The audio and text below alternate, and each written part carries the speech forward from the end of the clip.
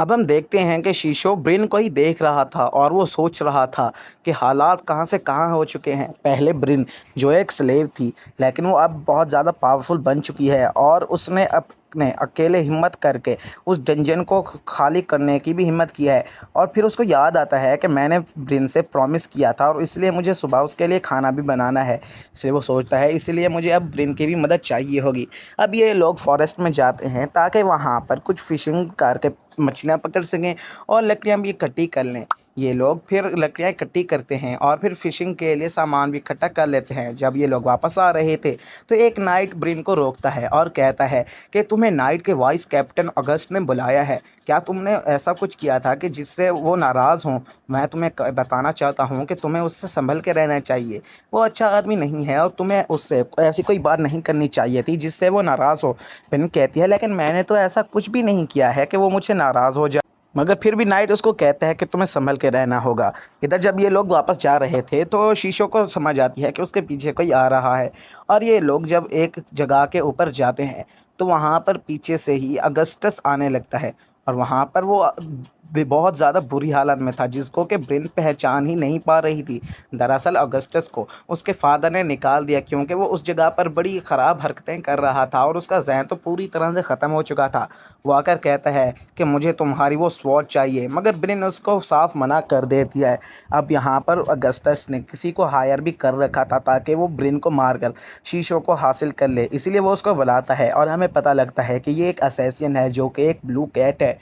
और जो ब्रेन है वो भी एक कैट है जो कि फ्रेंड कैट है और ब्लू कैट से फ्रेंड कैट्स बहुत ही ज़्यादा डरती हैं। इसलिए अब यहाँ पर वो काफ़ी ज़्यादा डर चुकी थी और ब्रेन सोचने लगती है कि ये यहाँ पर आखिर क्या कर रहा है और इसको काफ़ी गुस्सा भी आ रहा था। हमें पता लगता है कि ये जो ब्लू कैट्स होते हैं ये बहुत ही ज़्यादा ख़राब होते हैं और ये यहाँ पर असैसिनेशंस कत्ल करने और दूसरे भी ख़राब काम करते हैं।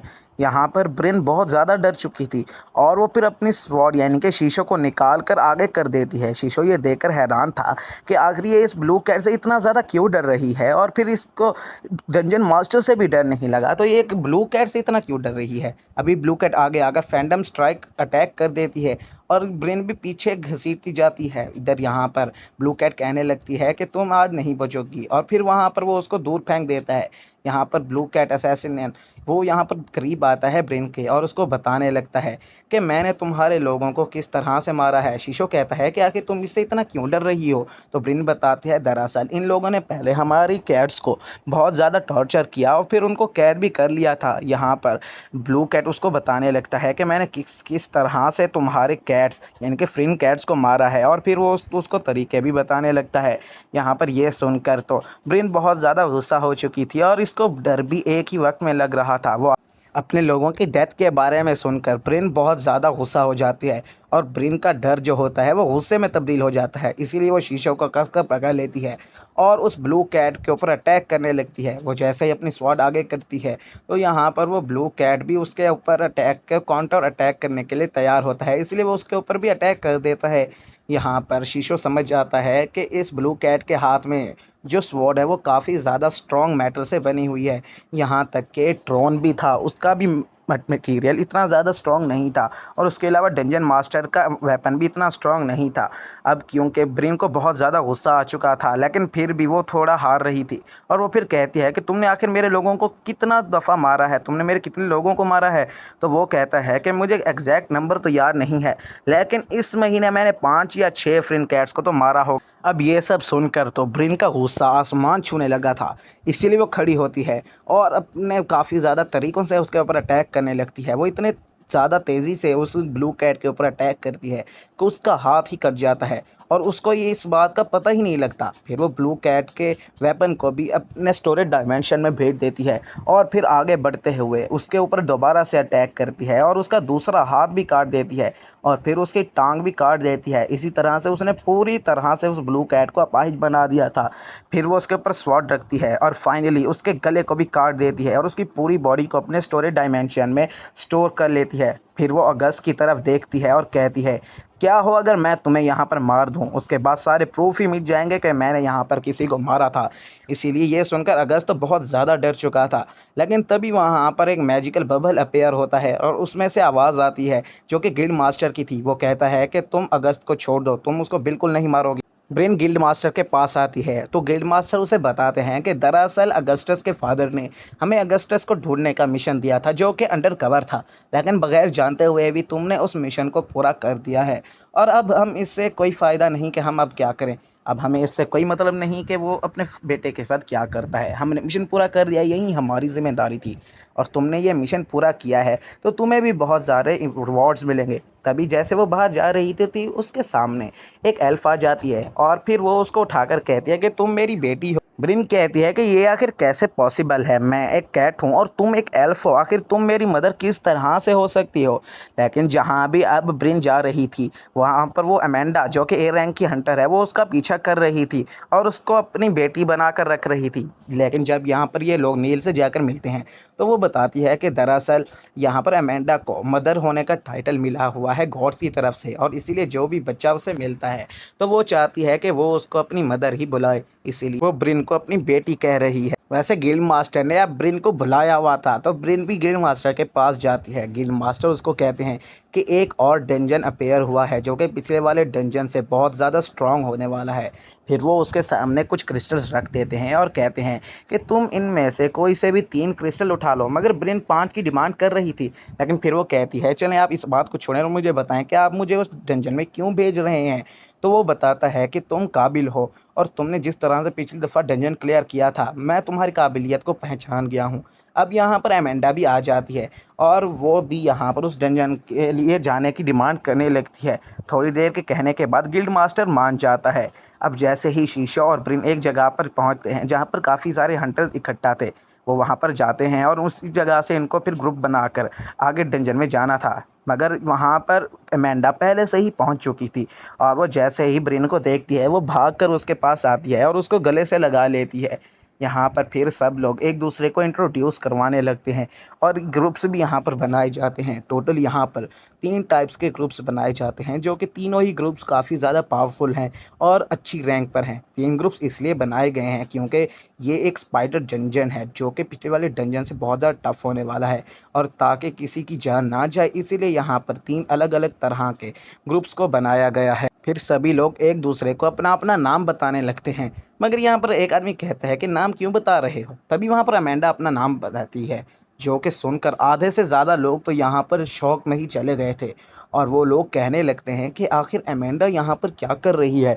वो तो इतना ज़्यादा पावरफुल एडवेंचरर है, वो आखिर हमारे जैसे लो लेवल टीम में क्या कर रही है और आखिर उसका यहाँ पर क्या काम। तो अमेंडा कहती है कि दरअसल मैं दूसरे रीजन से यहाँ पर आई हूँ तो तुम लोगों को ज़्यादा फिक्र करने की ज़रूरत नहीं। यहाँ पर ये लोग भी खुश हो जाते हैं कि अमेंडा जैसी पावरफुल एडवेंचरर उनकी टीम में आ चुकी है। लेकिन यहाँ पर आधे लोगों को तो अमेंडा के बारे में कुछ पता नहीं था और वो कहने लगते हैं कि ये लोग अमेंडा को देख के इतने ज़्यादा शौक क्यों हैं। तभी वहाँ पर एक लड़का ब्रिन को देखता है और कहता है तुम यहाँ पर बच्ची क्या कर रही हो, तुम्हें अब वापस लौट जाना चाहिए। लेकिन यहाँ पर एक एडवेंचरर बताता है कि ब्रिन भी हमारे साथ ज्वाइन करेगी और वो भी एक एडवेंचरर है और हमारे साथ डंजन में ही चलेगी। ये सुनकर तो वो लड़का भड़क जाता है और कहता है कि मुझे ये तो समझ आ चुका कि अमेंडा बहुत पावरफुल है और वो यहाँ पर अपनी पावर्स हमें दिखाने आई है, लेकिन तुम तो कमज़ोर सी लड़की हो और क्या तुम एक एडवेंचरर बनने के लिए क्वालिफाई भी हो या फिर नहीं हो। दरअसल क्वालिफाई और नॉन क्वालिफाई 2 तरह के एडवेंचरर्स होते हैं। क्वालिफाई वो होते हैं जो डंजन में अपनी मर्ज़ी से जा सकते हैं और नॉन क्वालिफाई एडवेंचरर्स वो होते हैं जो कि सिर्फ छोटे मोटे मॉन्स्टर्स और सिटी के अंदर रहकर ही मिशंस को पूरे करते हैं। लेकिन यहाँ पर ब्रिन कहती है कि मैं एक क्वालिफाइड एडवेंचरर हूँ और तुम इस पर शक नहीं कर सकते। वो कहता है कि अमेंडा का यहाँ पर आना तो समझ आता है कि वो अपनी पावर्स दिखाकर हमें यहाँ पर चिढ़ाना चाहती है, लेकिन तुम तो छोटी सी बच्ची हो और तुम यहाँ पर इतने कम एज में डी रैंक पर कैसे पहुँच चुकी हो। ये एक इम्पॉसिबल है और आज से पहले मैंने तुम्हारी एज का कोई भी एडवेंचरर नहीं देखा है। शायद से तुम्हारा गिल्ड मास्टर के साथ कोई रिलेशन है, इसी वजह से तुम यहाँ पर इस रैंक तक पहुँच पाए हो। ये सुनकर तो अमेंडा भी काफ़ी ज़्यादा गुस्सा हो जाती है और वो आगे बढ़ते हुए उस लड़के का मुंह ही पकड़ लेती है और उसको दूर जाकर पटक देती है। लड़का कहता है मेरा कहने का मतलब कुछ गलत नहीं था, लेकिन मैं तो ये कहना चाहता हूँ कि ये अभी छोटी छोटी है और फिर इसको डंजन में चोट भी लग सकती है और इसको तो अभी अपनी मदर के साथ होना चाहिए था, ये यहाँ पर क्यों आई है? ये सुनकर ब्रिन काफ़ी ज़्यादा उदास हो जाती है और वो कहती है कि मेरी मदर अब इस दुनिया में नहीं रही हैं, और वो तो उदास ही तो थी। तभी वहाँ पर वो दूसरा एडवेंचरर कहता है कि हम यहाँ पर बहस करने तो नहीं आए, और ऊपर से हमारा टाइम भी बहुत ज़्यादा लेट हो चुका है, हमें अब यहाँ से चलना चाहिए। तो ये लोग भी जाने के लिए मान जाते हैं। अब सारे लोग उस डंजन की तरफ बढ़ने लगते हैं, और जब ऐसे ये लोग जा ही रहे थे तो शीशो ब्रिन को बताने लगता है उस डंजन के बारे में। वो बताता है कि ये डंजन वाकई में काफ़ी ज़्यादा स्पेशल है और ये हमारे लिए फ़ायदेमंद भी हो सकता है। यहाँ पर कोई भी डंजन मास्टर नहीं है, अगर डंजन मास्टर होता तो हम उसको मार कर डंजन को क्लियर कर सकते थे, लेकिन यहाँ पर कोई डंजन मास्टर नहीं है। तो हमें यहाँ पर अनलिमिटेड अमाउंट में क्रिस्टल मिल सकते हैं, क्योंकि हम जैसे ही मॉन्स्टर्स को ख़त्म करेंगे तो बहुत सारे मॉन्स्टर दोबारा से रीजनरेट हो जाएंगे, इसलिए इससे हमें काफ़ी फ़ायदा होगा। ब्रिन कहते हैं हाँ शीशो, तुम वाकई में सही कह रहे हो। अब ये लोग एक झरने से गुजर रहे होते हैं और आगे जा रहे होते हैं। काफ़ी ज़्यादा एडवेंचरर दूसरी साइड पर चले जाते हैं और ब्रिन भी आगे बढ़ ही रही होती है, लेकिन वहाँ पर पीछे से वो लड़का कि जिसका नाम क्रैट है वो आ जाता है, और वो फिर अपने स्पेयर से ब्रिन के ऊपर अटैक करके उसको नीचे गिराने की कोशिश करता है, मगर उससे पहले ही ब्रिन वहाँ से हट जाती है और वो लड़का ही नीचे गिर जाता है।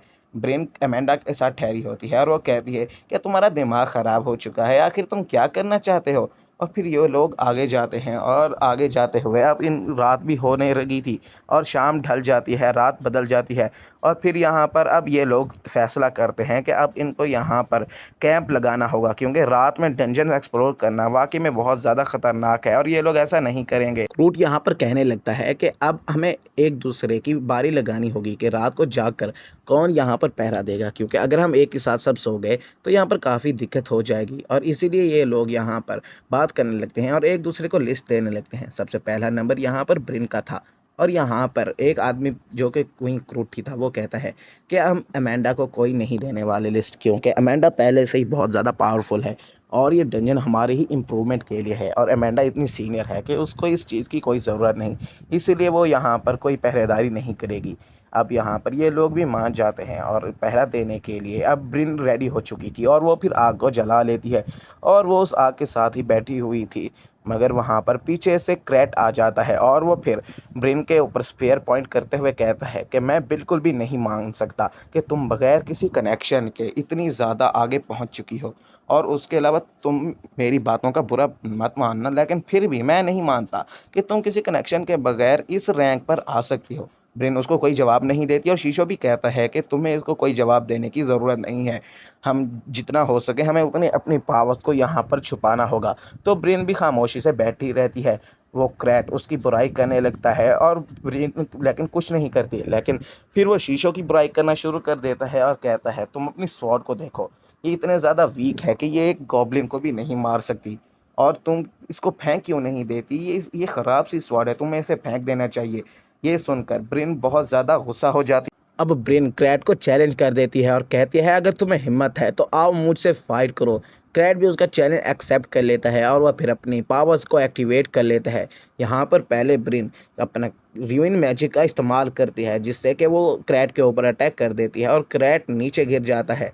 अब क्रैट भी खड़ा हो जाता है और ब्रिन के ऊपर अटैक करने के लिए आगे बढ़ता है। ब्रिन भी कुछ कम नहीं थी, वो भी शीशो को हाथ में पकड़ती है और उसके सारे अटैक्स को काउंटर करने लगती है। सब लोग हैरान थे कि आखिर ये छोटी सी बच्ची क्रैट के इतने सारे अटैक्स को ही की साथ में कैसे झेल पा रही है। फिर जब क्रैट की बारी आती है तो फिर ब्रिन अपनी स्वॉर्ड को उठाती है और उसको नीचे गिरा देती है और कहती है अगर आइंदा तुमने ऐसी गलती की तो मैं तुम्हें नहीं बख्शूंगी। इसलिए वो फिर अब इसको माफ़ कर देती है। अब अमेंडा आती है और कहती है मैंने तुम्हारी पावर्स देखी, तुम वाकई में कमाल की हो, इसलिए क्या तुम मेरे साथ प्रैक्टिस करना चाहोगी? और वो एक ट्रेनिंग फ़ाइट के लिए कहती है। तो यहाँ पर वो कहती है अगर तुम ट्रेनिंग फ़ाइट को जीत गई तो फिर मैं तुम्हें कभी परेशान नहीं करूँगी, लेकिन अगर ये ट्रेनिंग फ़ाइट मैं जीत गई तो तुम्हें मुझे अपनी मदर एक्सेप्ट करना होगा। तो यहाँ पर ब्रिन भी मान जाती है। यहाँ पर हम देखते हैं कि अमेंडा अपना सिर्फ एक ही मैजिकल वेपन इस्तेमाल कर रही थी, जो कि एक मैजिकल हंटर है, जो मैजिक की पावर से अपने टारगेट को खुद ब खुद डिटेक्ट करता था।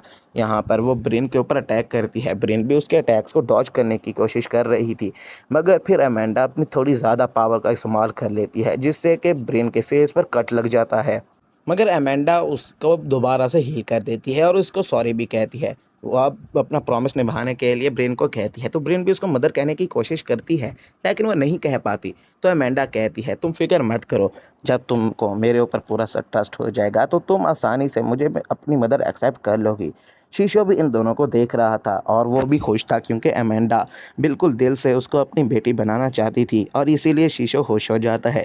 अब हम देखते हैं कि नेक्स्ट डे जब ब्रिन सोकर उठती है, तो वहाँ पर क्रो भी आया हुआ था। क्रू के दरअसल फेस पर चोट लगी हुई थी, तो फिर वो उसके बारे में पूछती है, तो क्रू बताता है कि दरअसल तुम्हारी फ़ाइट के बाद हम सब ने अमेंडा के साथ फ़ाइट की, लेकिन हम में से कोई भी अमेंडा को उस तरह की फ़ाइट नहीं दे पाया जिस तरह की फ़ाइट तुमने दी। और इससे हमें पूरी तरह से यकीन हो चुका है कि तुम किसी प्रमोशन या कनेक्शन के थ्रू इस रैंक पर नहीं आई हो, बल्कि ये तुम्हारी अपनी स्किल्स और काबिलियत है। अब हमें दिखाया जाता है कि ये लोग अब उस डंजन में आ चुके थे।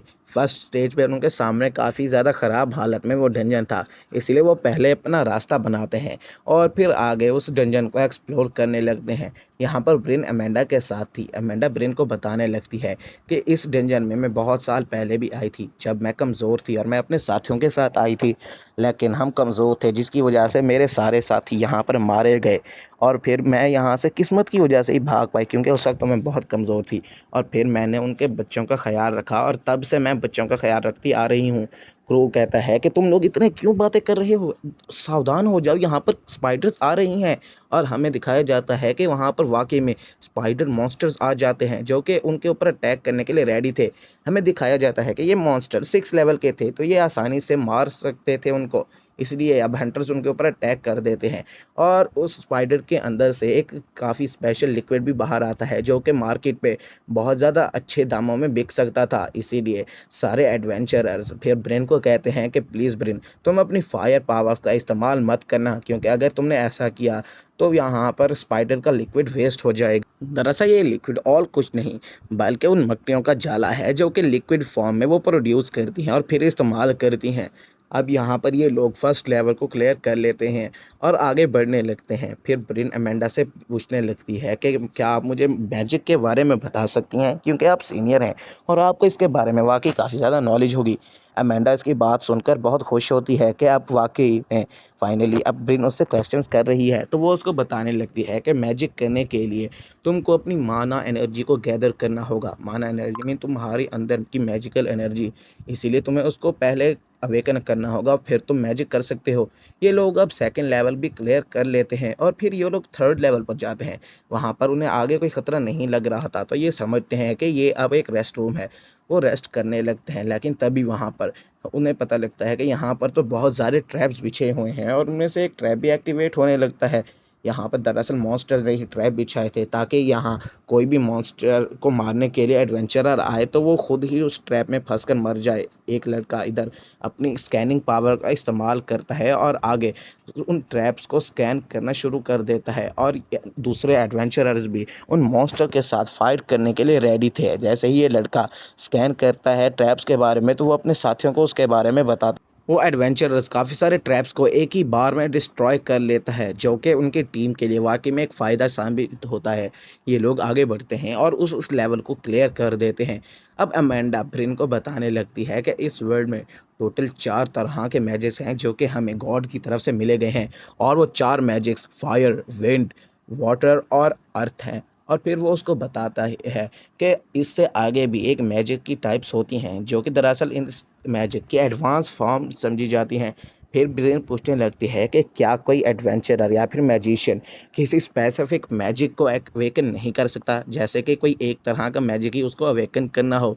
तो अमेंडा बताती है कि हाँ बिल्कुल वो ऐसा कर सकता है।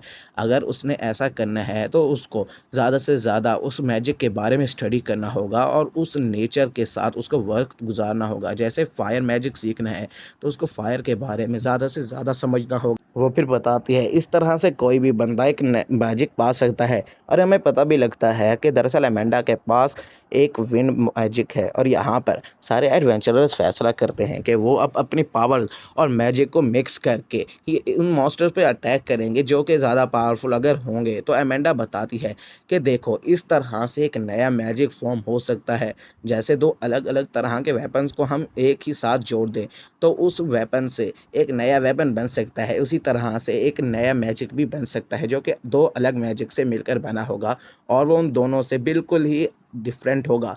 ये लोग अब आगे जाते हैं और नेक्स्ट लेवल में पहुंच जाते हैं। यहाँ पर ये लोग आस-पास की जगह को देखने लगते हैं और फिर वहाँ पर वेरीफाई करने लगते हैं कि ये कोई ट्रैप तो नहीं है, लेकिन ये वाक़ई में एक रेस्ट एरिया था। तो ये लोग यहाँ पर बैठ जाते हैं और यहाँ पर खाना भी खाने लगते हैं और ब्रिन को यहाँ पर अमेंडा मैजिक के बारे में और भी ज़्यादा बातें बता रही थी। अमेंडा बताती है कि वैसे तो कॉमनली मैजिक्स 4 टाइप्स के मिलते हैं जो कि एलिमेंट्स के ऊपर होते हैं, लेकिन यहाँ पर पॉइज़न मैजिक भी एग्जिस्ट करता है। तो ब्रिन कहती है कि पॉइज़न मैजिक तो ईविल होता होगा ना, लेकिन यहाँ पर अमेंडा कहती है नहीं, ऐसा बिल्कुल भी नहीं है। मैजिक गॉड की तरफ से जिया जाता है और वो किसी भी बंदे को दिया जाता है। हाँ, हो सकता है कि वो पर्सन उस मैजिक को बुरे कामों के लिए इस्तेमाल करे, लेकिन इससे मैजिक इविल नहीं बल्कि वो बंदा इविल होता है। और फिर वो उसको टेलीपोर्टेशन के बारे में बताती है, जो कि टेलीपोर्ट मैजिक अब तक किसी भी बंदे ने इस सीरीज़ में यूज़ नहीं किया है। इधर दूसरी तरफ शीशो कम्प्लेक्स मैजिक के बारे में बात कर रहा था, जो कि अमेंडा उसके बारे में अभी बात नहीं कर रही थी। ब्रिन बोलती है कि क्या तुम्हें थंडर मैजिक मिल चुका है? तो यहाँ पर ब्रिन को शीशो कहता है कि नहीं, अभी तक तो नहीं, लेकिन मेरे फायर और विंड मैजिक के 10-10 पॉइंट्स हो चुके हैं, तो जल्द ही मुझे थंडर मैजिक भी मिल जाएगा। लेकिन हमें यहाँ पर अपनी पावर्स का उस तरह से इस्तेमाल नहीं करना, क्योंकि हमें अपनी प्रोफाइल को लो रखना है और ख़ुद को कमज़ोर दिखाना है। शीशो तो मानने को तैयार नहीं थी, सॉरी, ब्रिन मानने को तैयार नहीं थी, लेकिन शीशो के कहने पर आखिर वो मान जाती। अब सारे एडवेंचरर डंजन के 6th लेवल पर जाने की बात करने लगते हैं और वो कहते हैं कि वो 6th लेवल इस डंजन का सबसे ज़्यादा पावरफुल और डेंजरस लेवल होने वाला है। और जैसे ही वहाँ पर वो जाते हैं तो वो अपने सामने बड़े बड़े स्पाइडर्स को देखते हैं जिनसे मुकाबला करना उनके लिए भी बहुत ज़्यादा मुश्किल हो रहा था, क्योंकि वो काफ़ी तादाद में थे और उल्टा वो बार बार रीजनरेट भी हो रहे थे। इधर काफ़ी सारे आदमी ज़ख्मी थे, तो ब्रिन जाकर उन पे अपना हीलिंग मैजिक इस्तेमाल करती है और उनको रिकवर कर देती है।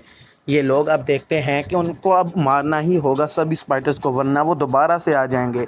और एक बंदा जाकर आगे ट्रैप सेटल करने लगता है ताकि वो स्पाइडर्स को एक ही साथ मार पाएँ, और अगर उन्होंने ऐसा नहीं किया तो ये डंजन भी क्लियर नहीं हो पाएगा। इसीलिए सभी लोग उसके लिए रास्ता बनाने लगते हैं और उसकी हेल्प करने को रेडी हो जाते हैं। और फिर यहाँ पर अमेंडा कहती है कि हमें भी उसके साथ जाना चाहिए, तो ब्रिन और अमेंडा उस बंदे के तरफ जाने लगते हैं। और जैसे ही वो सभी लोग उस जगह पर पहुँचते हैं तो वहाँ पर नीचे से वो ज़मीन ग्लो करने लगती है और वो लोग ये देखकर हैरान हो जाते हैं कि आखिर यहाँ पर क्या हो रहा है। दरअसल वहाँ पर टेलीपोर्टेशन मैजिक एक्टिवेट हो चुका था, क्योंकि वहाँ पर किसी ने पहले ही टेलीपोर्टेशन फॉर्मेशन बना दी थी। इसीलिए शीशो कहता है कि अब कोई मसला नहीं, हम जहाँ भी जाएंगे अगर वो आदमी मुझे मिल गया जिसने ये टेलीपोर्टेशन बनाई है तो मैं उसको वहीं पर मार दूंगा। लोग टेलीपोर्ट होते हैं तो, लेकिन शीशो वहीं पर रुक जाता है। अमेंडा वहाँ पर आती है और एक हंटर आकर देखता है कि शीशो तो वहीं पर पड़ा हुआ है। तो अमेंडा कहती है कि यहाँ पर किसी ने टेलीपोर्टेशन मैजिक का इस्तेमाल किया है और एक ऐसा भी मैजिक इस्तेमाल किया है जिससे वेपन टेलीपोर्ट ना हो सके। और ये सभी लोग ब्रिन और दूसरे एडवेंचरर्स को ढूंढने लगते हैं, आपस में बात करने लगते हैं कि आखिर यहाँ पर स्पाइडर तो सिर्फ लेवल 10 की है और इस डंजन में कोई डंजन बॉस भी नहीं, तो आखिर कोई इतना ज़्यादा पावरफुल कैसे हो गया कि उसने टेलीपोर्टेशन मैजिक को ही इस्तेमाल कर दिया। तो अमेंडा कहने लगती है कि हमें इसके बारे में जल्दी से पता लगाना होगा। और फिर उसको कुछ याद आता है और कहती है हाँ, मुझे याद आया, ये एक ब्रिन स्टार स्पाइडर हो सकती है जिसके अंदर हम इंसानों की तरह ही सोचने और समझने की पावर्स होती हैं, और इसके अलावा उनका इंटेलिजेंस लेवल भी काफ़ी ज़्यादा होता है दूसरे स्पाइडर्स और इंसानों के मुकाबले में। इसीलिए जल्द से जल्द हमें ब्रिन और दूसरे एडवेंचरर्स को ढूंढकर उन सब की मदद करनी होगी ताकि उनको कुछ ज़्यादा ख़तरा ना हो। अमेंडा यहाँ पर बहुत ज़्यादा चिंता कर रही थी कि कहीं उनको चोट ही नहीं लग जाए। यहाँ से हम देखते हैं कि ब्रिन के सामने एक बहुत बड़ा स्पाइडर आ चुकी थी और उसके साथ 2 और एडवेंचरर्स भी उस जगह पर टेलीपोर्ट हुए थे।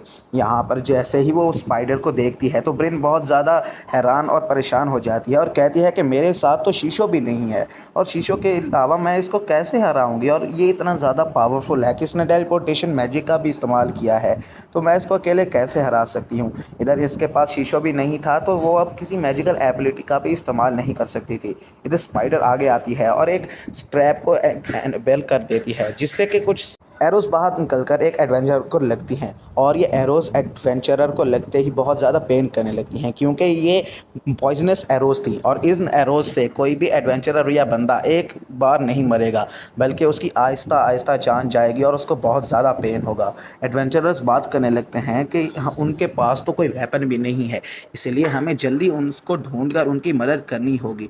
और वो कहने लगते हैं कि आखिर एक स्पाइडर इतना कम समय में कैसे ही इवॉल्व हो सकता है। अमेंडा कहती है कि जैसे ही डंजन रीजनरेट होता है हम आकर इधर ख़त्म कर देते हैं, तो ये कैसे पॉसिबल है कि इतने कम टाइम में एक स्पाइडर इतना ज़्यादा अपग्रेड कर जाए। दूसरा आदमी कहता है कि जल्दी से यहाँ से हमें उनको ढूंढना चाहिए, कहीं ऐसा ना हो कि उन्हें बहुत ज़्यादा चोट लग जाए और कुछ अलग ही हो जाए। तो एक एडवेंचर कहता है तुम अपनी मनहूस बातें बंद करो और जल्दी से उनको ढूंढने के लिए रेडी हो जाओ। अब यहाँ पर 3 ग्रुप्स बना दिए जाते हैं, जिनमें के 4-4 एडवेंचरर्स 2 ग्रुप बनाएंगे और एक ग्रुप अकेला अमेंडा ही जाकर उनको सर्च करेगी। इधर अमेंडा भी शीशों को ले लेती है और सभी लोग ब्रेन और दूसरे एडवेंचरर्स को ढूंढने लगते हैं। यहाँ पर ये लोग एक एक फ्लोर चेक कर रहे थे, लेकिन उनको कुछ भी ऐसा नहीं मिलता जिनसे उनको ब्रेन के बारे में पता लग सके। इधर अमेंडा अपनी रिसर्च पावर का इस्तेमाल करती है, जिससे कि वह पूरी की पूरी जगह को एक ही बार में स्कैन कर लेती है और वो यहाँ पर सोचने लगती है कि यहाँ पर तो कोई नहीं है, ज़रूर ये लोग किसी ऐसी जगह पर होंगे जहाँ पर मेरा मैजिक इतना जल्दी से काम ना करे, और ये ज़रूर ये किसी दीवार या किसी इस डंजन के नीचे भी हो सकते हैं, इसीलिए मुझे और ज़्यादा यहाँ पर देखना होगा। शीशो उसकी पावर को देखकर काफ़ी ज़्यादा इम्प्रेस होता है और कहता है अगर ऐसी पावर हमें मिल जाए तो ये मेरे और ब्रेन के लिए बहुत ज़्यादा फ़ायदेमंद होगी और हमें फ्यूचर में इससे बहुत फ़ायदा होगा। इधर ब्रेन अपनी कनेक्शन टेक्निक का इस्तेमाल करते हुए ब्रेन से कांटेक्ट करने की कोशिश करता है, मगर वो नाकाम हो जाता है और समझ जाता है कि वाकई में जिस भी स्पाइडर ने उनको टेलीपोर्ट किया है वो बहुत ज़्यादा पावरफुल है और वो मेरी टेलीकाइनेसिस पावर को भी रोक रही है ताकि मैं उनके कांटेक्ट ना कर सकूं। शीशो को याद आने लगता है कि उसने और ब्रिन ने कितना वक्त इकट्ठे गुजारा और कैसे उन सब ने आपस में मस्तियाँ की, कुछ मैजिक सीखे, नए नए एडवेंचरस पे गए, काफ़ी ज़्यादा दुश्मनों को मारा और काफ़ी ज़्यादा क्रिस्टल्स भी इकट्ठे किए। और वो सोचने लगता है कि क्या मेरे पास कोई स्किल नहीं है जिससे मैं ऐसे मुश्किल वक्त में उसकी मदद कर पाऊँ। इधर ब्रेन उस अटैक से बचने की कोशिश करती है, मगर जैसे ही वो इधर होती है तो एक ट्रैप एक्टिवेट हो जाता है और वो उसको चोट पहुंचा देता है। शीशो सोचने लगता है कि मुझे कुछ ना कुछ तो करना ही होगा ताकि मैं ब्रेन की मदद कर पाऊँ, क्योंकि अब ब्रेन के पास शीशो नहीं है तो वो कोई ऐसा मैजिक या अटैक भी नहीं कर सकती जिससे वो खुद की सुरक्षा कर पाए। शीशो को एक मैजिक का पता लगता है और वो अनाउंसर से कहता है अगर मैंने यहाँ पर उस मैजिक का इस्तेमाल किया तो वो तो अमेंडा को भी उसके बारे में पता लग जाएगा। लेकिन फिर वो सोचता है कि बाहर में जाए मेरी पहचान, मुझे क्या, लेकिन मुझे यहाँ पर अभी ब्रेन को तो लाजमी बचाना है, अगर उसको कुछ हो गया तो मैं किसका आखिर स्वॉर्ड बनकर रह जाऊँगा। अनाउंसर उसको कैटेगरी चूज़ करने के लिए कहता है, क्योंकि वहाँ पर एक वुल्फ बीस्ट आने वाला था तो शीशो को कुछ ज़्यादा समझ नहीं आता, तो वहाँ पर वो अनाउंसर से ही कोई कैटेगरी को समन करने के लिए कहता है। तो अनाउंसर उसको कहता है कि तुम्हें ऑनिक्स बीस्ट को समन करना चाहिए, क्योंकि वो साइज़ में बड़ा होगा तो उसके मदद से तुम उस स्पाइडर को भी आसानी से मार पाओगे। इसीलिए शीशो भी उसके लिए मान जाता है और फिर वो अनाउंसर से कहता है तो तुम फिर ऑनिक्स बीस्ट को ही समन कर दो। तो अनाउंसर ऐसे करता है, वहाँ पर एक फॉर्मेशन आती है और उसके बाहर एक बहुत बड़ा वुल्फ समन हो जाता है। वो वुल्फ जैसा ही बाहर आता है तो अमेंडा भी देखकर हैरान हो जाती है कि ये ऑनिक्स बीस्ट यहाँ पर क्या कर रहा है। वुल्फ जैसा ही बाहर आता है तो वो शीशो पर अटैक करना स्टार्ट कर देता है, मगर अमेंडा भी उसके ऊपर अटैक करने के लिए रेडी थी। शीशो हैरान हो जाता है कि आखिर ये मेरे ऊपर अटैक क्यों कर रहा है। अमेंडा कहती है कि ये ख़तरनाक हो सकता है, मगर शीशो उसको रोक देता है। वो उसको कहता है नहीं प्लीज़ तुम इस वुल्फ पर अटैक मत करना। तो अमेंडा कहती है कि तुम कौन हो। वो कहता है मैं ब्रिन का दोस्त हूँ और हमारे लिए अभी ये ज़रूरी है कि हम जल्दी से ब्रिन को ढूंढ सकें, इसीलिए ये लोग तैयार हो जाते हैं ब्रिन को ढूंढने के लिए। अमेंडा शीशो की बात मान जाती है और उस पर अटैक नहीं करती। इधर वो मॉन्स्टर आगे आते हुए फिर से शीशो के ऊपर अटैक करने की कोशिश करता है, तो शीशो कहता है कि आखिर ये मेरे ऊपर अटैक क्यों कर रहा है। तो अमेंडा कहती है कि दरअसल तुमने इस बीस्ट को पहली दफ़ा समन किया है और इसके अलावा इसकी समनिंग एनर्जी इसके ऊपर भारी पड़ रही है, तुम्हें बस इसको एक अच्छा सा नाम देना होगा और उसके बाद ये तुम्हारा हर बात मानेगा। ये बात फिर जब शीशो अनाउंसर से कहता है तो अनाउंसर भी इसको कन्फर्म करता है और कहता है इस चीज़ के 95% चांस है कि नाम देने के बाद ये तुम्हारी हर बात माने। तो शीशो भी अपना दिमाग दौड़ाने लगता है और फिर अच्छा सा नाम सोचता है, और जैसे ही वो वुल्फ आगे बढ़ते हुए दोबारा शीशो के ऊपर अटैक करने वाला था कि शीशो उसको अरूशी नाम दे देता है और अरूशी नाम उसको काफ़ी ज़्यादा पसंद भी आ जाता है। और वहाँ पर एक एनर्जी जाकर उसके क्रिस्टल के अंदर जाती है, जिसके बाद वो शीशो की हर ऑर्डर को मानने लगता है।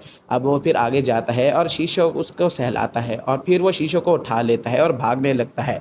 अमेंडा कहती है कि आखिर तुम लोग कहाँ जा रहे हो? तो शीशो कहता है तुम बस हमारे पीछे आओ। देखते हैं कि ब्रेन के गाल पर कुछ नीडल्स चुभी हुई थी जो कि पॉइजनस नीडल्स थी, जिससे कि ब्रेन का दर्द और ज़्यादा बढ़ जाता है और ब्रेन के ऊपर छोटी छोटी मकड़ियाँ भी आगे आकर अटैक करने लगती हैं। वो सोचने लगती है कि आखिर मैं शीशो के बगैर कितना ज़्यादा कमज़ोर हूँ कि मैं अपनी मदद भी नहीं कर सकती। और ऐसा सोचते हुए वो बहुत ज़्यादा दुखी महसूस कर रही थी, लेकिन तभी उसके अंदर एक मोटिवेशन उठती है और वो ठान लेती है कि वो अब शीशो के बगैर भी अपनी सुरक्षा कर सकती है। इसीलिए वो खड़ी हो जाती है और बाकी दो एडवेंचरर्स को भी उन मकड़ियों से बचाने लगती है और काफ़ी ज़्यादा छोटी छोटी मकड़ियों को टुकड़े करने लगती है। इधर ये लोग पहुंच जाते हैं और उरोशी कहता है कि इस दीवार के सामने ही वो सब लोग हैं। तो यहाँ पर अमेंडा आगे आती है और अपनी विंड मैजिक का इस्तेमाल करते हुए इस दीवार को चकनाचूर कर देती है। और आगे यहाँ देखते हैं कि वहाँ पर बहुत सारे जाले थे जो कि उन सब का रास्ता रोकने के लिए थे। शीशो समझ जाता है कि इसके पीछे ही वो हाई लेवल की स्पाइडर है, इसीलिए वो फिर अपनी पावर्स को एक्टिवेट करने लगता है। इधर उसने पहले ही बहुत ज़्यादा पावर इस्तेमाल कर ली थी क्योंकि उसने उरोशी को भी तो समन किया था, लेकिन फिर भी वो अब ब्रेन की जान बचाने के लिए अपनी आखिरी पावर तक को इस्तेमाल करना चाहता था। इसलिए वो फिर अपनी फायर मैजिक को इस्तेमाल करता है और चीरते हुए उस जालों को सीधा आगे जाता है। यहाँ पर ब्रेन उस स्पाइडर के ऊपर अटैक करने के लिए जाने लगती है, लेकिन उसका ये अटैक उसके ऊपर कोई काम नहीं करता। स्पाइडर उसको दूर पटकने ही वाली थी कि शीशो आकर उस स्पाइडर को ही चीर देता है और दूर पटक देता है। ब्रिन ये देखती है कि शीशो वहाँ पर आ जाता है और ब्रिन के साथ साथ वहाँ पर अमेंडा भी आ चुकी थी, इसीलिए यहाँ पर वो ब्रिन बहुत ज़्यादा खुश हो जाती है। शीशो को देखकर ब्रिन खुश हो जाती है और शीशो भी ब्रिन को देखकर खुश था कि उसने इतनी इम्प्रूवमेंट तो कर ली कि अगर मैं ना हूँ तो कुछ टाइम तक वो अपनी हिफाजत कर सकती है। वहाँ पर अमेंडा भी भागी चली आती है और आकर ब्रिन को गले लगा देती है। वो फिर कहती है कि क्या तुम मुझे शीशो के बारे में बताओगी, लेकिन वो फिर चेंज कर लेती है अपना मूड और कहती है नहीं, किसी भी एडवेंचरर को दूसरे एडवेंचरर के मैजिकल वेपन के बारे में जानने का कोई हक नहीं। लेकिन ब्रिन अब अमेंडा पर थोड़ा यकीन करती थी, इसलिए वो फिर शीशो की परमिशन लेती है। शीशो भी उसको परमिशन दे देता है और वो फिर शीशो के बारे में सब कुछ अमेंडा को बता देती है। ये लोग उन दो एडवेंचरर के पास आते हैं कि उन्होंने कोई बात तो नहीं सुनी, लेकिन उन्होंने कुछ नहीं सुना था, इसीलिए वो उनको लेकर वहाँ से बाहर जाने लगते हैं। शीशो ने फिर अमेंडा और ब्रिन को ऋषि के बारे में भी बता दिया था। ब्रिन ये देखकर खुश थी और ये लोग अभी वहाँ पर आ चुके थे जहाँ पर पहले से ये सब ठहरे हुए थे। ये लोग हैरान थे कि वहाँ पर अभी कोई और एडवेंचरर नहीं था और अमेंडा सोचने लगती है कि सारे एडवेंचरर्स यहाँ से चले गए होंगे या फिर कोई और हाई लेवल का यहाँ पर मैजिकल पीस तो नहीं है।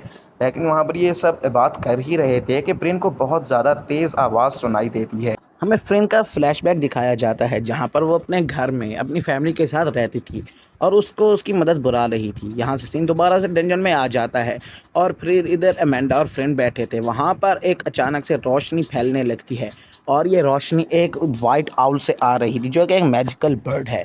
यहाँ से सीन चेंज होता है और हमें एडवेंचरर्स को दिखाया जाता है जो कि उस बड़ी लेवल अप की हुई मकड़ी के छोटे छोटे मकड़ियों से फ़ाइट कर रहे थे और उनको इस फाइट में बहुत ज़्यादा परेशानी का सामना करना पड़ रहा था क्योंकि ये दूसरे छोटे स्पाइडर्स तादाद में बहुत ज़्यादा थे। और इसके अलावा यहाँ पर काफ़ी ज़्यादा एडवेंचरर्स थे जो कि पॉइजनस कट हो चुके थे और कुछ एडवेंचरर्स को उन मकड़ियों ने अपने जाले में भी कैद कर लिया था। यहाँ पर क्रूट कहता है कि प्लीज़ मुझे माफ़ कर दो, मैंने ही यहाँ पर अच्छी तरह से ट्रैप्स को चेक नहीं किया और हम लोग इस ट्रैप में फंस गए। तो उनका लीडर कहता है कि तुम्हें अभी यहाँ पर माफ़ी मांगने की कोई ज़रूरत नहीं है। और वैसे भी अगर हम बच गए तो आराम से बैठ कर तुम हमसे माफ़ी मांग सकते हो। और अब हमारे पास मैजिक की कमी होती जा रही है, हमें कुछ ना कुछ तो जल्दी से सोचना होगा। फिर क्रूड अपनी तलवार तेज़ी से ज़मीन में मारता है, जिससे कि काफ़ी ज़्यादा स्पाइडर्स तो मर जाती हैं, लेकिन अब भी उनका नंबर बहुत ज़्यादा था। इसीलिए ये लोग कुछ प्लान बना के की कोशिश करते हैं और ये कहते हैं कि हमें जल्दी से कुछ ना कुछ करना होगा, वरना हम यहाँ पर मारे जाएंगे। वो लोग कहते हैं कि हमारे पास ना तो कोई भी हीलिंग एबिलिटी है और ना ही कोई ऐसा सप्लीमेंट जिससे कि हम अपनी ड्रेन की हुई एनर्जी को वापस से रिकवर कर लें। हमें जल्दी से यहाँ से भागना होगा, वरना हमारी जान तो नहीं बढ़ने वाली। लेकिन यहाँ पर गलती से क्रूड से एक और ट्रैप एक्टिवेट हो जाता है, जहाँ से एक बड़ा सा पत्थर उनकी तरफ आ रहा था। ये लोग अपनी हार एक्सेप्ट कर लेते हैं, मगर तभी वहाँ पर ब्रिन आ जाती है और ऋषि के ऊपर बैठकर, और शीशो भी उसके साथ था। वो जैसे ही वहाँ पर आते हैं तो ऋषि उस बड़े से पत्थर को ही डिस्ट्रॉय कर देता है और क्रूट और उसके साथी ब्रिन को देखकर बहुत ज़्यादा खुश हो जाते हैं। और यहाँ पर वो सभी लोग आपस में मिलते हैं और हमें पता लगता है कि वो जो बर्ड था, वो मैजिकल बर्ड दरअसल एक गार्डियन एंजल था, जो कि इन्हीं में से एडवेंचरर का एक पेट था। तो वहाँ पर अब ये लोग बात करने लगते हैं और ब्रिन शीशो को कहती है कि मुझे तुम्हारे मैजिक की ज़रूरत पड़ेगी अगर हमें यहाँ से भागना है तो शीशो भी उसकी बात मान जाता है। तो फिर ब्रिन उन अपने साथियों को भी अपने साथ आने के लिए कहती है और जैसे ही ये लोग आगे बढ़ते हैं तो ब्रिन फिर शीशो के मैजिक को इस्तेमाल करती है और फिर फायर मैजिक का इस्तेमाल करते हुए उन मकड़ियों के ऊपर अटैक करने लगती है, जो कि काफ़ी ज़्यादा पावरफुल अटैक था। तभी वहाँ पर अमेंडा भी पहुँच चुकी थी, इसीलिए वो भी अपना विंड मैजिक एक्टिवेट कर कर वहाँ पर टॉर्नेडो बना लेती है और वो भी बहुत ज़्यादा मकड़ियों को मार देती है। अब हमें पता लगता है कि वो जो अपग्रेड की हुई पावर मकड़ी थी, वो अभी तक मरी नहीं थी, बल्कि वो ज़िंदा थी। वो यहाँ पर आती है और ब्रिन कहती है कि शीशो ये वही मकड़ी है जिसने कि मुझे कैद कर लिया था और मुझे टेलीपोर्ट भी किया था। इसलिए वो कहती है कि मैं अब इससे तुम्हारी पावर इस्तेमाल किए बगैर ही लड़ना चाहती हूँ। तो शीशो भी मान जाता है और उसके दरमियान में अब अमेंडा भी नहीं आएगी। ये सुनकर सभी लोग भी दूर हो जाते हैं और यहाँ पर अब ब्रिन रेडी हो जाती है उस अपग्रेड की हुई मकड़ी से फाइट करने के लिए। अब बॉस स्पाइडर अपने गिर्द एक मकड़ी जाले बनाने की कोशिश करती है, लेकिन उससे पहले ही ग्रीन उसके ऊपर अटैक करने के लिए रेडी थी। इसीलिए वो मकड़ी पहले ही ग्रीन के ऊपर अटैक करना चाहती थी, मगर उससे पहले गार्डियन एंजल आकर सभी एडवेंचरर्स को हील कर देता है। यहाँ पर ब्रिन के ऊपर अटैक करने के लिए उस बॉस स्पाइडर ने अपने वेब्स को भी एक्टिवेट कर लिया था। यहाँ पर उस क्रूट कहता है कि तुम्हारा मैजिक इतना ज़्यादा पावरफुल नहीं है कि तुम अकेले इससे फाइट कर सको, लेकिन ब्रिन कहती है तुम फिक्र मत करो। और फिर वो उसके ऊपर फायर मैजिक का इस्तेमाल करती है, जिससे कि वो जाले तो पूरी तरह से टूट जाते हैं। और यहाँ पर लेकिन उस मकड़ी को कुछ ज़्यादा फ़र्क नहीं पड़ता। ब्रिन आगे जाती है और उसके ऊपर अटैक करना स्टार्ट कर देती है। शीशो उसको कहता है कि तुम्हें मैं थंडर मैजिक इस्तेमाल करने की पावर देता हूँ। तो ब्रिन भी थंडर मैजिक इस्तेमाल करती है और बॉस स्पाइडर के ऊपर उस अटैक को कर देती है, लेकिन इस अटैक से स्पाइडर को कुछ ज़्यादा फ़र्क नहीं पड़ता। उल्टा वो स्पाइडर और ज़्यादा गुस्सा हो जाती है और वो फिर खड़ी हो जाती है ताकि वो ब्रिन के ऊपर अटैक कर सके।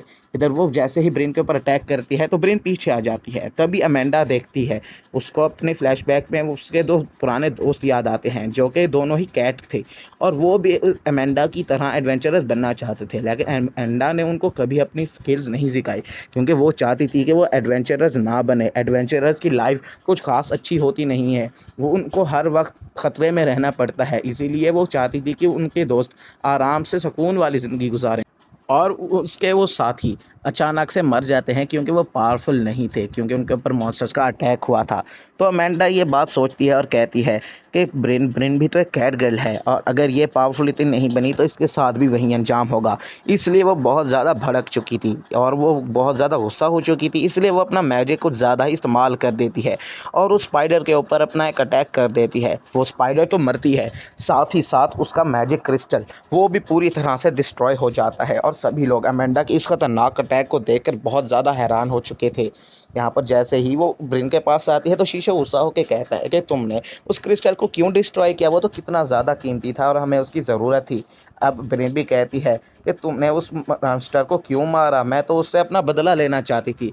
इससे अब अमेंडा की रिस्पेक्ट ब्रेन की नज़र में थोड़ी सी कम हो जाती है और वो फिर अब उसको अपनी मदर भी नहीं मान रही थी। इधर अमेंडा उसको बार बार रिक्वेस्ट करे जा रही थी, भाई मान ले, मुझे अपनी अम्मा बना ले, लेकिन यहाँ पर ब्रेन मानने को तैयार ही नहीं थी। और ये लोग अब जैसे ही आगे जाते हैं और यहाँ पर शीशो सोच रहा होता है कि वाकई में ये बहुत ज़्यादा पावरफुल है और एक एयर रैंक एडवेंचर के लिए इतनी ज़्यादा पावर होना तो शायद से नॉर्मल ही बात होगी। ये लोग आगे एक और रूम में जाते हैं और ये लोग समझ रहे थे कि शायद ये इस डंजन का कोर पॉइंट है जहाँ से सारे के सारे स्पाइडर्स जनरेट होते हैं, लेकिन फिर उनको पता लगता है दरअसल ये इस जगह का ट्रेजर एरिया है और इसमें वाकई में बहुत ज़्यादा कीमती और बहुत ज़्यादा नायाब तरह के क्रिस्टल्स हैं। तो क्रूट कहता है कि हमें इसके बारे में पहले सबसे गिल्ड मास्टर को बताना होगा और अगर दूसरी सिटीज़ को इसके बारे में पता लग गया तो वो लोग भी इधर आकर हमारे डंजन से ये लूट लेकर जाने की कोशिश करेंगे, जिससे बहुत ज़्यादा परेशानी का सामना हमें करना पड़ सकता है। इसलिए कोई बंदा भी अपने साथ कोई क्रिस्टल यहाँ से लेकर नहीं जा सकता। तो तुम लोग मेरी बात समझ रहे हो। तभी वहाँ पर गट्स आ जाता है और पिछली बार की परेशानी के और हरकत के लिए ब्रिन से माफ़ी मांगता है और कहता है मुझे इस तरह का बर्ताव तुम्हारे साथ नहीं करना चाहिए था। लेकिन तभी उसके सर पर एक मकड़ी होती है जिसको उड़ाने के चक्कर में ब्रिन उसको आधा गंजाई कर देती है। ये देखकर तो गुस्सा हो जाता है, कहता है तुमसे माफ़ी मांगना ही बेकार है भाई, मेरे गंजा कर दिया। और यहाँ पर ये लोग बैठे थे और अमेंडा उसको अपने दो दोस्तों के बारे में बता रही थी जो कि ब्लैक कैट्स थी। तो ब्रिन कहती है अच्छा तो आपकी एक दोस्त भी थी, वो वाकई में बहुत ज़्यादा पावरफुल होंगी, क्या वो एक रैंक की एडवेंचरर बन चुकी हैं? तो अमेंडा कहती है नहीं, वो लोग मारे जा चुके थे। ये लोग अब वापस गिल्ड में आ चुके थे। गिल्ड मास्टर इधर ब्रिन से बात ही कर रहा था। ब्रिन उसको कहती है कि गिल्ड मास्टर हमने डंजन क्लियर कर लिया है लेकिन इसके बारे में कुछ ज़्यादा बात तो नहीं करना चाहती। गिल्ड मास्टर कहता है कि तुमने वाकई में बहुत ज़्यादा अच्छा काम किया और तुम्हारी अचीवमेंट्स को देखते हुए तुम वाकई में डी रैंक एडवेंचर कहलाने के लायक हो, लेकिन तुम्हें नेक्स्ट रैंक पर होना चाहिए। इसके बाद वो किसको किसी खास डंजन के बारे में बताते हैं। ये अब वापस गट्स के पास आ जाती है और गट्स ने एक आर्मर बनाया था ब्रिन के लिए और वो उसको दे देता है क्योंकि पिछली बार का आर्मर कुछ खास अच्छा नहीं था।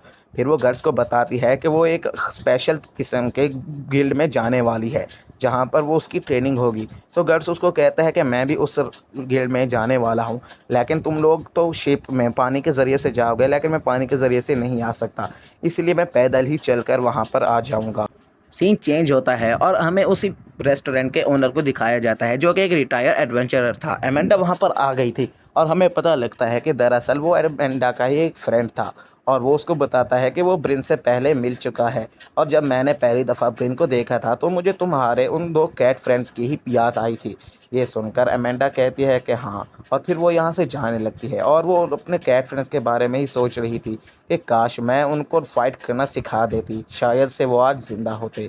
अब सीन चेंज होता है और नेक्स्ट डे का सीन दिखाया जाता है। नेल वहाँ पर ब्रिन से मिलने आई थी और वो सब लोग काफ़ी ज़्यादा इमोशनल थे। नेल कहती है कि तुम इस सिटी में चक्कर लगाती रहना और फिर ट्रॉन भी उसको कहता है कि अपना ख्याल रखना। सभी एडवेंचरर्स उसकी भी बात कर रहे थे।